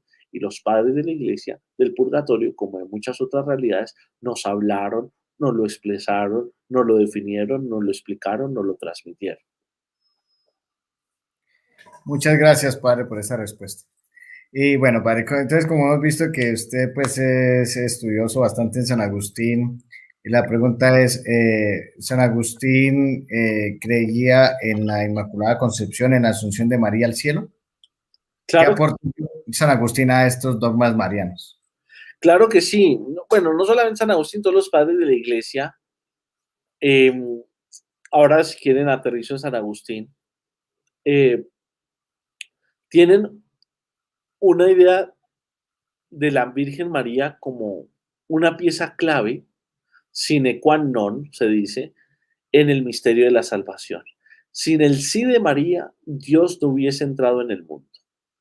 Y tenía la clara conciencia de que la depositaria de ese misterio divino tenía que ser una criatura tremendamente especial, particularísima, que tenía que ser predestinada, protegida, visionada por Dios desde la eternidad para que allí ella fuera morada del Hijo Eterno, del Padre, que tenía que ser además preservada en su integridad, eso para hablar de la virginidad, que tenía que ser además premiada por su colaboración decisiva en el plan de la salvación. Y eso tiene que ver con su asunción. Esa matriz de pensamiento sobre María, todos los grandes padres de la iglesia la tienen muy presente. Es decir, tú fíjate, padre, los dogmas de María, que son 4, ¿no? La maternidad divina de María, la Inmaculada Concepción, la virginidad y la asunción. De los 4, el más importante es la maternidad divina, porque María está destinada a ser madre de Dios, entonces, como dice San Pablo de alguna manera, entonces Dios la predestinó, es decir, la preparó, la protegió de toda mancha, inmaculada. Porque estaba destinada a ser madre de Dios, la preservó en su integridad de cuerpo y alma, su virginidad no solamente física, sino espiritual, la integridad como persona completamente. Y porque era la madre de Dios, pues subió al cielo, ¿verdad? Fue asunta a los cielos. Entonces, Esa matriz de pensamiento la comparten todos los padres de la iglesia, San Ambrosio, San Gregorio Magno, los padres capadocios, etcétera. Está allí por todas partes, por todas partes. Te diría que los aportes de un San Agustín en esto, por ejemplo, es en la reflexión teológica pensar, paragonar, comparar el papel que Eva tuvo en el Nuevo Testamento y contrastarlo claramente con el papel de María, ¿cierto? Ambas creadas en una situación de pureza y de libertad enormes, pero una desobediente y con su desobediencia nos hizo perder el paraíso y la otra obediente y con su obediencia, con su fiat, con su sí, ganar la salvación, ganar la redención. Esta comparación, por ejemplo, es bellísima en San Agustín y es una demostración clara de la idea que él tiene de María presentada, puesta en la misma lógica en que Dios creó a Eva. Sin embargo, Eva, pues en su libertad desobedeció y en cambio María en su libertad obedeció, ¿verdad? Entonces, digo, los padres de la iglesia todos nos van dando unas ideas contundentes en ese aspecto. Los padres orientales también. Ellos, por ejemplo, a María no le llaman Inmaculada, porque repito, es que las expresiones específicas que nosotros tenemos hoy para definir nuestra fe son palabras, son términos que se van acuñando poco a poco en la historia, de eso no hay que sorprendernos, pero el núcleo de esa fe, claro que está completamente adentro de los padres. Los padres orientales hablaban de María, por ejemplo, como Panagía. ¿Qué es Panagía en griego? La toda santa. Ella es toda santa. ¿Por qué? Porque es que el mismo el Evangelio lo dice. El ángel Gabriel le dice: bendita tú entre las mujeres, tú eres la llena de gracia, es decir, completamente agraciada. La Virgen María no tiene ni un poquito de desgraciada, ¿cierto? Sino está llena de gracia, tiene toda la presencia de Dios en su ser. Eso es inmaculada. Si es llena de gracia, es que no tiene mancha por ningún lado, no tiene defecto, está llena de Dios, ¿verdad? Entonces, esta doctrina, todos los padres de la iglesia, de una u otra manera, la ratificaron y la acrecentaron a lo largo de los siglos. Muy bien, padre, muchísimas gracias por su respuesta, genial. Y ahora, Betty, continúas pues con la siguiente pregunta. Yo creo que ya era esa la última pregunta, padre. Entonces, Betty creo que ha anotado las preguntas que algunas personas han hecho. Entonces, mi padre, pues, Betty las anotó. Entonces, Betty, adelante. Anoté 7 preguntas, de las cuales el padrecito ya respondió 2. Bueno, voy a hacer esta pregunta, voy a hacer de abajo para arriba. Padre, Rodrigo Calvo hace esta pregunta. Dice, ¿por qué existen distintas versiones de la Vulgata, como la Vulgata Clementina o la Sacra Vulgata, las cuales tienen alguna edición, vienen con más libros que la Biblia? Escribo muy feo, ¿eh? Soy enfermera, padre. Mire, a veces ni yo me entiendo, pero esa es la pregunta. Bueno, importante pensar que, digamos, el trabajo de San Jerónimo, que nos da la Vulgata, es el trabajo de un solo hombre, de un solo señor o un solo varón que se puso a traducir toda la Biblia. Luego nosotros no podemos pensar que el trabajo de una persona en esa época, en el siglo IV, siglo V, a pesar de todo el mérito inmenso que tiene, y puedan traducir eso del hebreo y del griego, etcétera, sea un trabajo completo, exhaustivo, que haya podido traducir todos los libros de la Biblia completamente, sin un error, etcétera. No, la Vulgata no es un texto inspirado, no es una traducción inspirada, es un ejercicio de devoción enorme y de una autoridad enorme en la iglesia, pero que por supuesto podemos encontrar allí sobre ella un traslapamiento de distintas versiones de la Vulgata. De hecho, la última versión de la Vulgata, creo que por allá en el año 2000, ¿cierto? Vulgata significa una traducción, si se quiere, popular, siempre en latín, con la lógica latín, para después ser traducida a otros idiomas. Entonces, es un concepto la Vulgata, ideado por San Jerónimo, fruto del esfuerzo genial de este santo, en el caso de él solo poder traducir, pero sobre eso se traslapan distintas versiones. Aquí lo importante es que es la iglesia la que en definitiva nos da la normatividad de cómo hacer la interpretación adecuada de los textos originales ya pasados al latín, que es la lengua oficial de la Iglesia. Gracias, padre. Bueno, mire, aquí hay otra pregunta que yo nunca había escuchado esto y estoy que me muero por escuchar su respuesta. José Garro pregunta lo siguiente. San Agustín, ¿es San Agustín Recoleto? No, no entiendo. Entonces voy a explicarlo.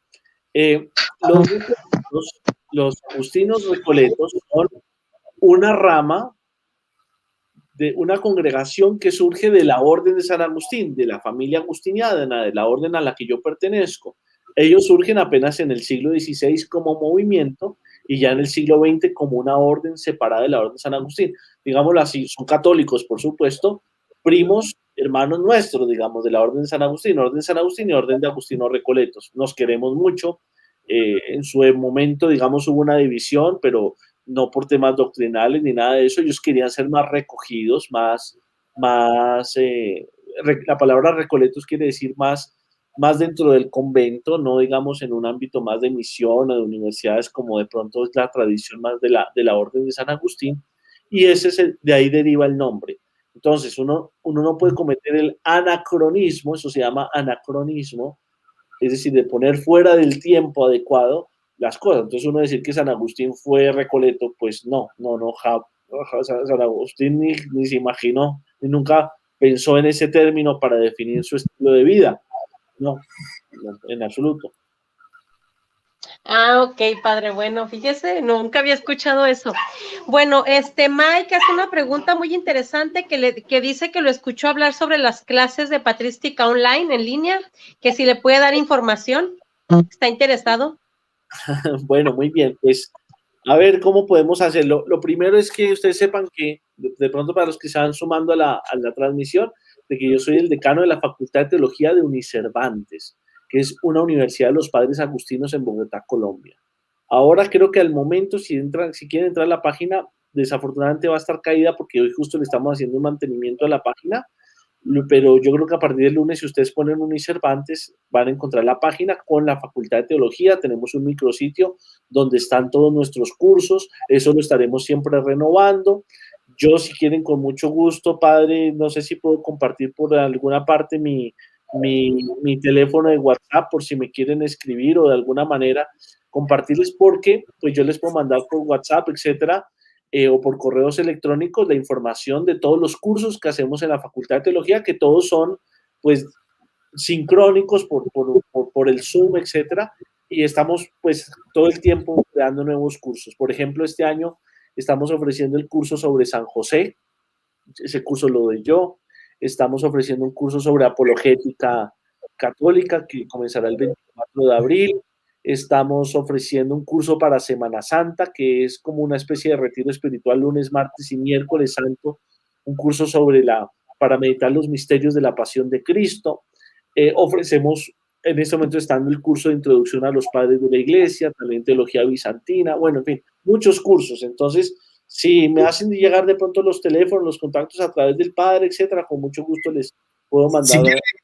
Si quiere, mi padre, me recuerda aquí su número y lo escribo aquí en el mensaje. Claro que sí. Entonces, mi número estoy en Colombia, entonces, más 57, que es el indicativo de Colombia, 311-541-1372. 311-541-1372, exacto. Allí me pueden escribir al Telegram, al WhatsApp. Justamente en este momento, el padre es testigo, tengo un problema con mi teléfono, espero que allá hacia el martes se me arregle el tema, entonces de pronto ahorita no puedo recibirles mensajes, pero la próxima semana espero que sí. Sí. Padre, yo tengo una pregunta, ya que usted es de la Orden de San Agustín, bueno, yo en mi estado de WhatsApp tengo una frase de San Agustín que dice: el amor verdadero está libre de tentación. Es sorprendente. ¿Qué les podemos decir a los reformados, calvinistas? Ellos se la pasan diciendo que San Agustín les pertenece, ¿sí? Sí. ¿Será cierto o será mentira lo que ellos dicen? Mentira, completamente mentira. Lo que yo decía al inicio, ahora sí les pertenece. Cuando comenzaron ellos con su lógica protestante por allá en el siglo XVI, detestaban a San Agustín y a todos los demás padres de la iglesia. Decían que solamente lo importante era la Biblia. Ahora, como se están formando un poquito más y ven lo bonitos que son los padres de la iglesia, entonces comienzan ahí ya a manoseárnoslos y a citarlos mal, etc. La confusión con San Agustín, digamos, de la apropiación de San Agustín de parte del mundo protestante tiene varias razones.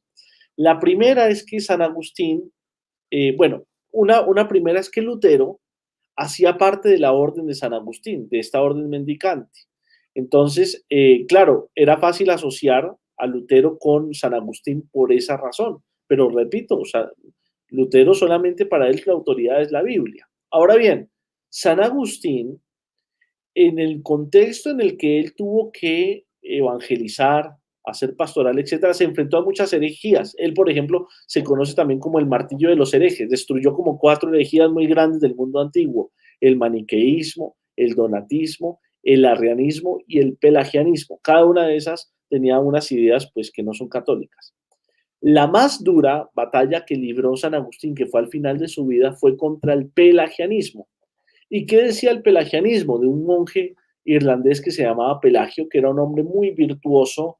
Eso, bueno, no mataba una mosca, muy exigente consigo mismo, muy ascético, bueno, un hombre perfecto, aparentemente intachable. Resulta que este hombre decía esto. Póngale cuidado a ver si ustedes notan la herejía o no.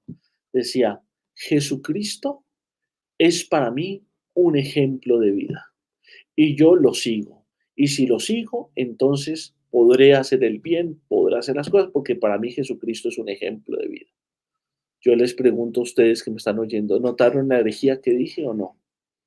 Quizá varios de ustedes no, la mayoría de pronto no, porque les pareció que lo que yo dije está muy normal, que Jesucristo es un gran ejemplo de vida y que si uno lo sigue uno puede ser bueno. Entonces dije, no, pero padre, ¿eso qué tiene de herejía?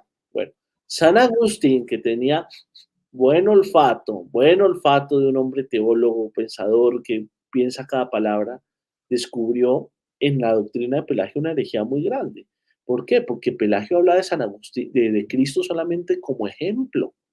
Y resulta que Jesucristo no solamente es ejemplo de vida, sí, es ejemplo, pero no solamente ejemplo. O sea, Jesucristo es gracia, es la gracia de Dios. Es decir, nosotros no podemos seguir a Jesucristo solamente con nuestro esfuerzo, con nuestro ejemplo, porque miren que hay otras personas en el mundo que podrían darnos ejemplos maravillosos, pero no nos salvan. Por poner gente inclusive fuera del mundo cristiano, Gandhi. Ah, no, Gandhi es un personajón muy importante, un hombre de mucha paz, de mucha meditación, lo que quiera. Pero yo por más que admire a Gandhi, Gandhi no me salva. Gandhi no me salva, por más ejemplo que me dé, no me salva.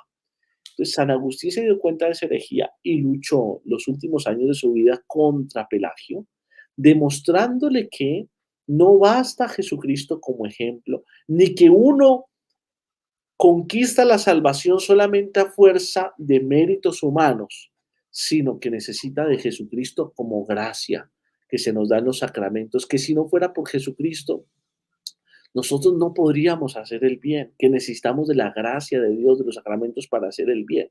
Entonces, esa insistencia de San Agustín en la gracia al final de su vida, pero en este contexto contra los pelagianos, Lutero lo manipuló para decir, ve, San Agustín dice solo gracia, entonces yo también digo solo gracia. Y no es cierto, San Agustín no dice solo gracia, lo que hace es que enfatiza en el tema de la gracia porque estaba peleando contra un señor, un hereje loco, que decía que solamente cada uno con sus méritos personales podía salir adelante y Jesucristo solamente como ejemplo, ¿ves? Entonces, en esa manipulación es que el tema de San Agustín entra allí en los escritos.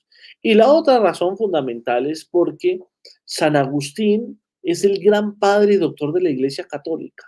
Es el gran padre y doctor. Después va a haber otro gran doctor de la Iglesia Católica que es Santo Tomás de Aquino, pero él no es padre de la Iglesia porque no es tan antiguo. Entonces, los dos grandes pilares doctrinales de la Iglesia Católica son San Agustín y Santo Tomás.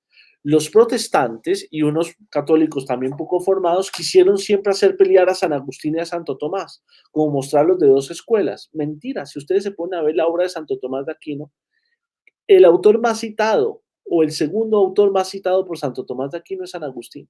Entonces no hay ese conflicto. Lo que pasa es que son métodos teológicos distintos. San Agustín está escribiendo en el siglo IV, V, escribe con una naturalidad enorme, escribe como sembrando, escribe lleno de poesía, lleno de ideas bellas, nuevas, frescas, mientras que Santo Tomás está en plena Edad Media, entonces usa los silogismos, la filosofía, todas las cosas estructuradas, parecen un poquito aburridas cuando uno las lee, pero son tremendamente profundas y enriquecedoras. Son dos métodos distintos, dos autores distintos. Santo Tomás, por ejemplo, nunca tuvo una crisis en la vida. No, es un hombre santito desde el principio a fin. San Agustín no, San Agustín fue terrible. Ustedes saben que es el gran convertido, como San Pablo, de una vida de pecado a una vida de gracia. Entonces son dos vidas distintas, dos métodos distintos, pero no se contradicen en la teología.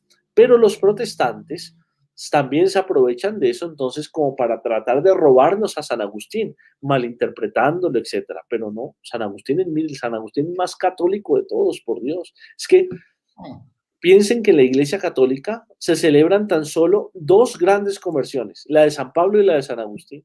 Y la conversión de San Agustín le ha ayudado a tantos otros santos, a San Ignacio de Loyola, la conversión de San Agustín le ayudó mucho, a Santa Teresa, la conversión de San Agustín le ayudó mucho, a Edith Stein le ayudó mucho la conversión de San Agustín, a Newman, el gran convertido del mundo inglés, si no fuera por San Agustín no hubiera convertido, etcétera, etcétera.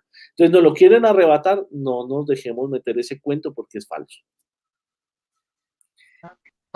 Padrecito, aquí hay una pregunta importante porque en los debates con ellos y bueno, en la formación mucha gente pues a veces se deja confundir. Dice la pregunta de Gerardo Chaires: padre, ¿cómo entender cómo creía San Agustín la predestinación?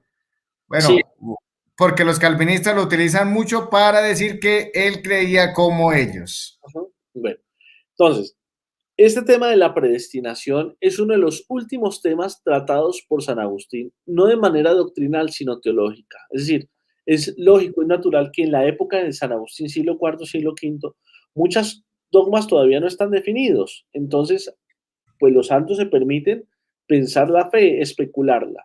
San Agustín no llegó a una definición de la predestinación, solamente se planteó un problema, que es cierto, y que hasta el día de hoy ni San Agustín ni la Iglesia Católica le han dado a eso una respuesta definitiva porque realmente es un tema complejo. Y como decimos, la Iglesia no tiene que andar definiendo absolutamente todo de la fe, ¿no? Va definiendo lo que considera fundamental, lo que considera cierto, lo que está en peligro, pero no absolutamente todo. Entonces, la predestinación es un tema que trata sobre si nosotros, por ser criaturas de Dios y haber sido pensadas desde la eternidad por Dios, entonces Dios ya tiene muy claro que nosotros, cada uno de nosotros, cuál va a ser nuestro destino.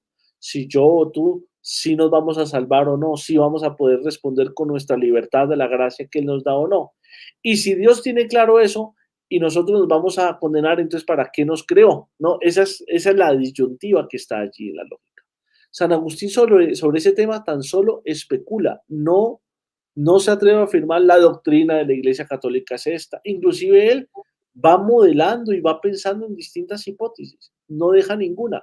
Los calvinistas, por el contrario, ponen en San Agustín palabras que no son y ponen como si él hubiera puesto una doctrina para decir que sí, que está clarísimo, que quien diga que no importa que nosotros hagamos porque ya estamos o salvados o condenados, entonces basta decirle a Dios gracias, te amo y ya. Pues no, esa no es la doctrina de San Agustín, es una falsedad lo que están diciendo, es una caricatura. Muy bien, padre, muchas gracias. Betty, ¿tiene otra preguntita? Bueno, aquí quedan todavía cuatro preguntas así de los hermanitos y una de ellas es la siguiente, padre. Bueno, ya respondí una pregunta que hizo José Garro, que si San Agustín tenía teología calvinista. Pues yo creo que ya la respondió. Bueno, aquí hay una pregunta de un hermano que se llama Aper. Dice, ¿hasta cuándo dura la fe? ¿Acaba con la muerte? Perdona, ¿me repitas? ¿Hasta cuándo dura la fe? ¿La fe termina con la muerte? Claro, la fe termina, digámoslo así, con el encuentro con Cristo. San Pablo dice claramente que están la fe, la esperanza y la caridad. Y de esas tres, la más importante es la caridad. ¿Por qué?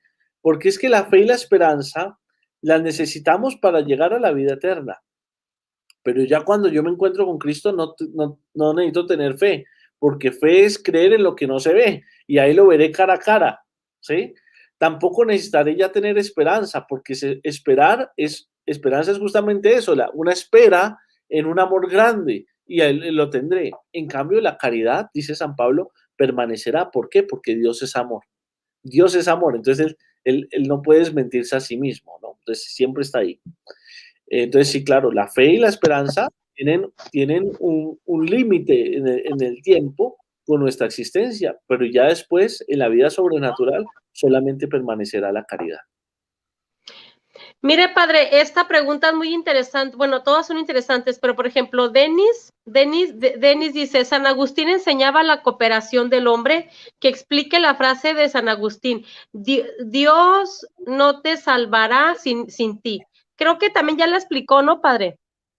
El que te creó sin ti, no te salvará sin ti, dice San Agustín. Esa frase, le agradezco a la persona que la mencionó ahí un poquito, es tremendamente. El que te creó sin ti, no te salvará sin ti, dice San Agustín. Y aquí leyendo un poquito a José Garro, que nos cita la Sagrada Escritura, 1 Timoteo, Dios quiere la salvación de todos los hombres, evidentemente. Eso es lo que quiere Dios. No podría ser de otra manera, es que Él nos ama, quiere que nosotros nos salvemos. Otra cosa distinta es que no respete nuestra libertad y nos lleve del cabello a la salvación. No, Él quiere que todos nos salvemos. Por eso nosotros tenemos que trabajar para la misión. Nosotros tenemos que tener un espíritu misionero, llevar a Jesucristo, anunciarlo, bautizar a los hombres en el nombre del Padre, el Hijo y el Espíritu Santo, porque eso es lo que Dios quiere. Ahora bien, no necesariamente es lo que se da, porque Dios respeta nuestra libertad. Nosotros no estamos condenados a salvarnos, sino es la puerta generosísima que Él nos da todos los medios para salvarnos, pero respeta nuestra libertad. Y ahí hay una responsabilidad de cada uno. La última pregunta, padre, de los que yo anoté sería, ¿es válido el matrimonio protestante? No es válido el matrimonio protestante, no es sacramento. Ellos mismos no lo consideran sacramento. Hablo si es válido como sacramento, pues ellos mismos no lo consideran sacramento. Para ellos es una unión que no es sacramento. Para ellos sacramento es el bautismo y la Eucaristía, no la unión de un hombre y una mujer. Entonces, pues lo ven como algo bueno, sin duda, pero no a la realidad que nosotros lo vemos, que es como un sacramento. Entonces, no. Por eso, como el matrimonio católico es sacramento, pues no.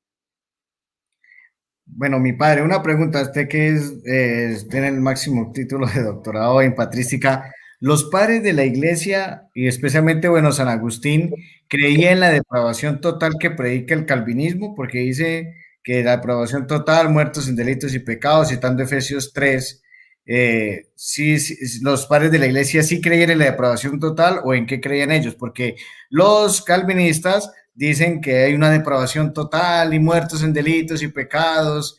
¿Eso es cierto en los padres de la iglesia? Porque ellos lo citan a veces para fundamentarse. No, es que uno no puede sacar la Biblia de contexto. Lo que yo les explicaba, los padres de la iglesia, San Agustín incluyendo, tienen, mira, esta expresión latina es de San Agustín, que es muy importante, sintética, muy bonita. El ser humano es capax Dei, que se traduce, el ser humano es capaz de Dios. Es decir, tenemos en nuestro corazón la capacidad de buscar a Dios, de anhelarlo, de llegar a Él. Dios es verdad, es bondad y belleza, son cosas que todo ser humano anhela. Acuérdense la frase de San Agustín, Señor, nos hiciste para ti, nuestro corazón está inquieto hasta que descanse en ti. Si hubiese una depravación total de nuestra humanidad, nosotros no seríamos capaces de Dios. Es que quedamos como una escoria, como yo les decía que como Lutero nos veía, una cosa que no sirve para nada, una plasta que no sirve para nada y que la única manera de salvarla es taparla con la sangre de Cristo para que el papá no se dé cuenta de que allá abajo hay mugre, ¿sí? Para nosotros no, para San Agustín no, el ser humano es capaz de Dios. Lo que pasa es que está herido por el pecado, herido pero no muerto, ¿sí? El ser humano por el pecado original quedó herido. Esa fragilidad todos la sentimos. Yo quiero hacer esto y termino haciendo lo otro. Me pongo un propósito y ya comienzo a flaquear ahí mismo. Pero estamos heridos, pero no depravados totalmente, ¿no? La humanidad tiene posibilidades de salvación, claro que sí, pero solita no, sino con la gracia. Betty, ¿tienes alguna otra preguntita? Sí, padre, mire, ya yo creo que es la última. Aquí hay una hermana que se llama Sandra, que está preguntando que qué piensa el padre Mauricio de los católicos antipapa. De los que dicen, yo soy bien católico, pero Francisco no es el papa.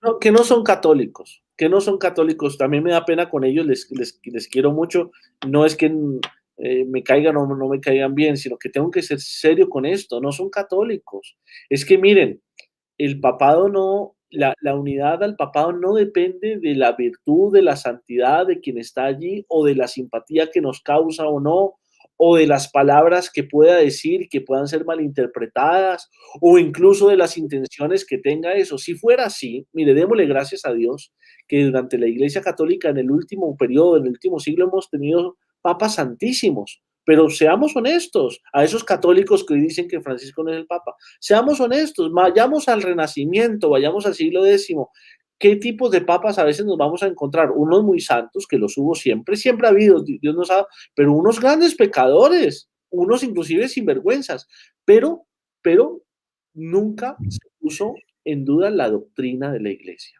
Y mi Dios, el Espíritu Santo, protegió a la Iglesia inclusive de sus propios pecadores, de nosotros mismos y de papas pecadores, etc. Luego, no puede ser un principio que alguien suponga que porque un papa, suponga, yo no estoy diciendo que lo sea, que porque un papa suponga que es hereje o que no es fiel a la verdad, lo que sea, entonces no es verdadero papa.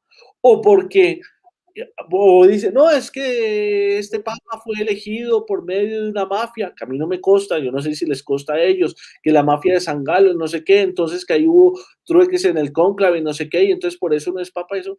Mira, en el Renacimiento eso también, la elección del papado, desafortunadamente, como cualquier realidad humana, aunque es divina también, tiene mucho de política, y por eso entonces no podemos invalidar toda la historia del papado, que es una cosa fundamental en la historia de la Iglesia. Nosotros, más allá de esas conspiracionetas humanas, etcétera, creemos firmemente que el Espíritu Santo asiste en la elección y el ministerio del romano pontífice, lo asiste plenamente. Mira, nadie más fanático, enamorado en este foro del Papa Benedicto XVI. Yo el primero, ¿no? Yo crecí en mi sacerdocio con el Papa Benedicto, estuve en Roma cuando el Papa Benedicto era Papa, qué maravilla, qué papado tan hermoso, por Dios, qué teología, yo me leí todos los libros de Benedicto, hice un máster en Roma, creé un máster en Roma para estudiar toda la teología de Joseph Ratzinger, pero no comparto de ninguna manera aquellas personas que dicen es que Ratzinger, el Papa Benedicto es el Papa verdadero, porque sigue vivo y que el otro entonces no, pues no la comparto, yo estuve ahí, la renuncia del Papa Benedicto es completamente legítima, es completamente real, él lo podía hacer, estaba previsto en el derecho canónico, nadie lo obligó, nadie obliga a un papa a renunciar, un papa realmente sí tiene poder, estaba perfectamente cuerdo de la cabeza, renunció en latín, uno para renunciar en latín tiene que tener la cabeza muy bien puesta, y hasta el día de hoy tiene la cabeza perfecta. A la gente hay que creerle, lo ha dicho de miles de maneras posibles que nadie lo obligó a renunciar y que el Papa verdadero es el Papa Francisco, eso está clarísimo. Entonces, dejarse uno llevar por otras historias, por otros cuentos, sinceramente, pues yo como sacerdote católico, pues no lo puedo admitir, hay que estar en plena comunión con el Papa, hay que orar por el Papa. El Papa, este Papa ha sido también maravilloso en muchísimas cosas, nos ha dado ejemplo a los sacerdotes de humildad, de transparencia en muchas cosas, de abnegación, de tener un discurso cercano a los que están más alejados, etcétera. Luego nosotros tenemos que ser fieles, mire, si no estamos unidos al Papa, somos una secta más. Somos una iglesia de garaje más. Lo que a nosotros nos da unidad, sentido, lo que nos trasciende la historia es la fidelidad a los papas, a este y al siguiente y al que venga. Padre, esta pregunta es mía, perdón, porque la tengo que hacer, estoy que me muero por hacerla, es de Walter Pérez y mía. Teniendo en cuenta que el ecumenismo nos llama a que ellos vengan a la Iglesia Católica, a las iglesias históricas, teniendo en cuenta eso, padre, ¿los católicos deben de escuchar prédicas protestantes? No deberían hacerlo. La razón es la siguiente. Les voy a poner una analogía, un ejemplo. Uno para el cuerpo. Si uno está enfermo del cuerpo, se fija mucho en a qué médico va. Y si uno tiene inclusive la plata para ir al mejor médico, pues se la gasta en eso, porque el cuerpo es muy importante. Uno no va a un yerbatero si uno está enfermo, va a un médico, el mejor que pueda si tiene los medios. Si eso hacemos con el cuerpo, hay que hacerlo con mayor razón con el alma. El alma no se la podemos abrir a cualquiera que venga a hablar cositas bonitas, no, sino a alguien que nos transmita la verdad, doctrinas o sólida, porque el alma se puede envenenar claramente. El alma se puede envenenar. Ay, pero es que este pastor protestante hable muy bonito de Dios. Pues yo te aseguro que consigues sacerdotes, una cantidad de obispos, lo que quieras, que hablan muy bonito de Dios, que tienen el estilo, la voz que te gusta, lo que quieras. Es que la Iglesia Católica, mira, los carismas que hay son enormes. Es que la Iglesia Católica no es un garaje, es que es una iglesia gigantesca, está en todas partes. Luego vas a encontrar aquello que te guste más, digamos, desde tu punto de vista, digamos, de tus sensaciones y lo que sea, pero al alma no hay que meterle mugre, al alma no hay que meterle mugre porque eso tiene sus consecuencias. Entonces, yo soy de los que pienso, aún reconociendo, porque no es que no, que un protestante o un ateo o un judío o un musulmán digan cosas que son ciertas, digan cosas que son verdad, hagan obras buenas, sean queridos, sean buenos vecinos, es que eso no lo estamos poniendo en duda, aún reconociendo eso, como tienen lo otro, yo no les puedo abrir el alma para que vengan a ser los gurús de mi vida espiritual, porque evidentemente me afecto. Y así lo diría con las prédicas y así con la música protestante. Igual, con la música protestante. Platón ya decía que la música forma el alma o la envenena. Entonces hay que tener cuidado porque en medio de cosas bellas, bonitas, importantes, se van metiendo otras ideas que no son. Y como no todos son teólogos y tienen la capacidad de discernir y diferenciar, pues un alma inocente y un poco despistada, pues puede sufrir mucho y puede hacerse gran daño. Ella y las personas que dependen de ella. Sobre todo esto se lo digo a quienes son papás, a quienes tienen bajo su cuidado personas que también se edifican de su fe viéndole su testimonio. Verlos a ustedes ahí en eso trastabillar, coquetearle ahí a los otros, eso genera mucha incertidumbre en un niño, en un joven, en una persona que está caminando hacia la iglesia, los confunden. Entonces, no, aquí hay que reconocer que en la Iglesia Católica hay una cantidad de carismas y que yo necesito salir afuera para encontrar lo que tengo dentro.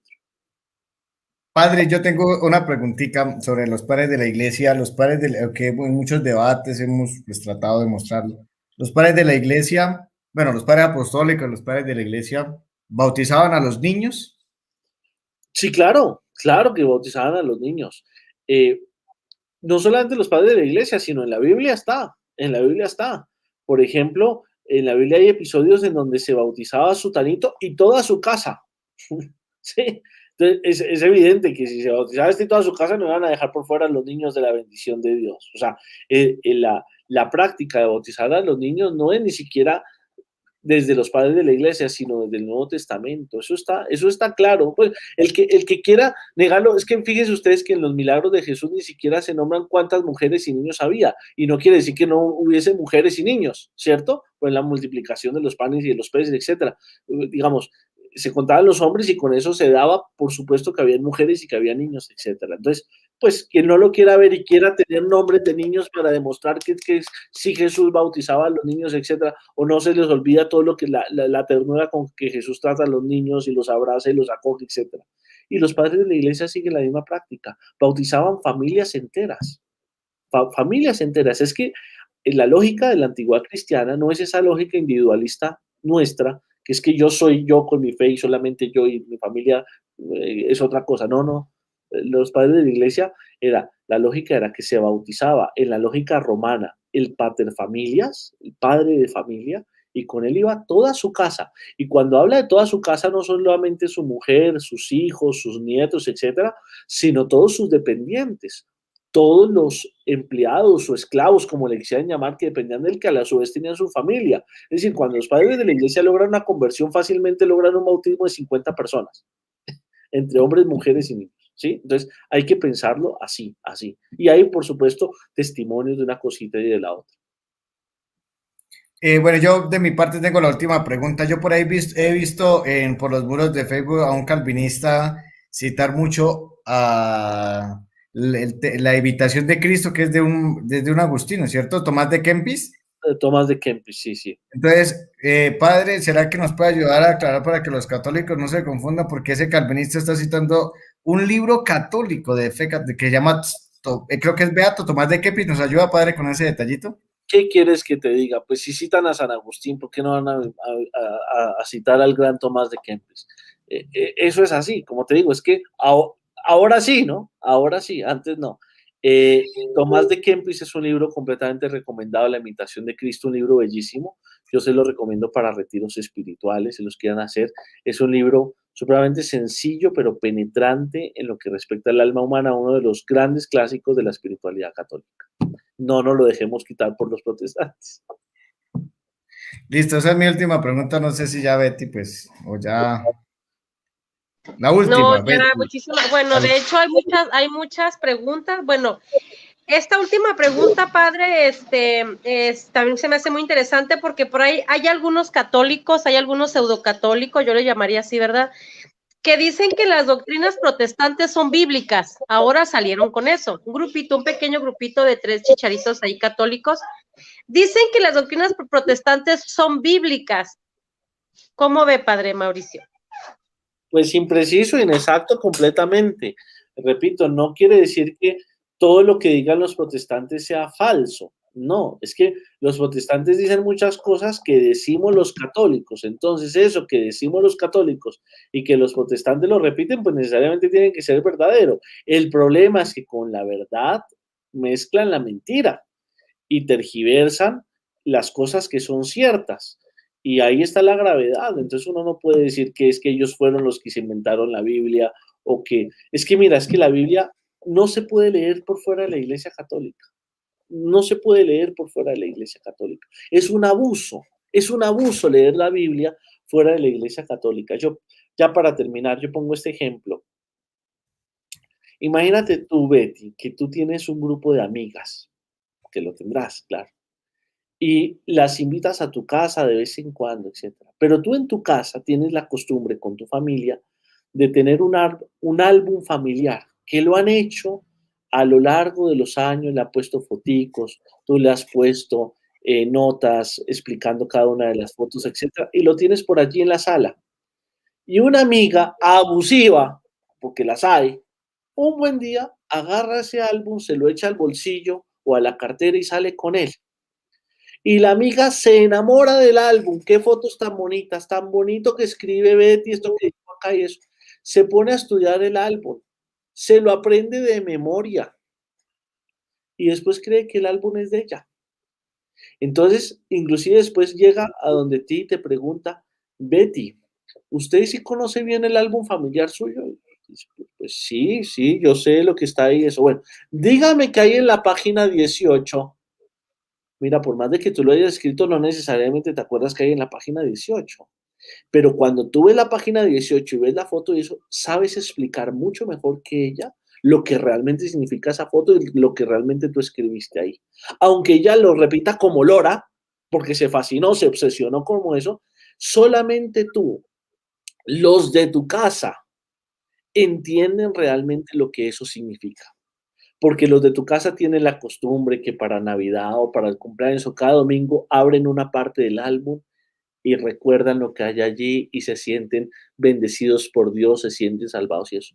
Pero si la vecina va, la amiga va allá y se roba el álbum, aunque se lo aprenda de memoria, lo va a interpretar mal, abusivamente, nunca va a dar por la verdad. Así es el tema con la Biblia. La Biblia, ¿dónde se creó? En la Iglesia Católica. La hicimos los católicos. Los padres de la iglesia la curtieron, la formaron, le reconocieron que ahí estaba la revelación de Dios, le dieron la interpretación, cómo se interpreta el Antiguo Testamento a la luz del Nuevo, etc. Los protestantes se roban la Biblia Y entonces nos preguntan, pero es que yo tengo el curso bíblico, ¿qué dice en Juan 5:4? Y el católico queda ahí como perdido, porque no necesariamente tiene la obsesión de aprendérsela de memoria, sabe que está ahí, que la puede buscar, hace un curso de Biblia, la ve, la oye en la misa, etcétera. Pero eso es un abuso. Quien realmente la entiende es el que está dentro de la Iglesia Católica, formándose. Claro, quien no va a misa, quien no se forma, evidentemente andará más perdido. Pero quien se sienta en el hogar, al lado de la chimenea, a compartir, es buen miembro de familia, aprende muy bien a explicar el álbum y lo siente como suyo. Pero ciertamente, la amiga envidiosa, ladrona, pues no lo puede explicar, no puede explicar el argumento. No sé si el ejemplo es muy fuerte, pero creo que ayuda. Poderoso, poderosísimo, Padre. Eso, genial.